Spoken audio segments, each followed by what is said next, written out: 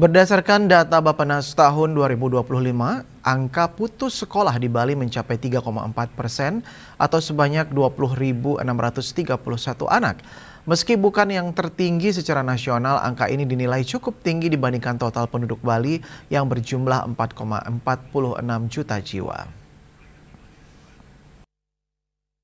Jadi saya kira Praktisi pendidikan Gusti Bagus Artanegara menyebut angka tersebut cukup mengejutkan.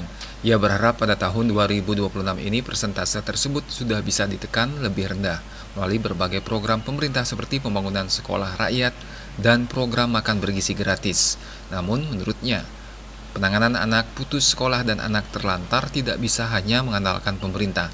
Diperlukan sinergi antara pemerintah, guru, tokoh adat, dan orang tua agar tidak ada lagi anak-anak termasuk anak perempuan di pelosok desa yang terhambat mengenyam pendidikan karena faktor ekonomi maupun tradisi. Diharapkan dengan kolaborasi semua pihak, angka putus sekolah di Bali dapat terus ditekan demi mewujudkan generasi emas di masa depan. Dan ini kita tidak bisa serahkan sepenuhnya kepada pemerintah saja, tapi juga masyarakat juga harus bisa membantu. Jadi ya yang namanya guru pengajian harus terlibat, guru wisesa pemerintah harus juga terlibat, sudah itu guru rupake masyarakat orang tua juga terlibat. Jadi ini perlu adanya sinergi semua potensi yang ada. Jangan sampai Bali yang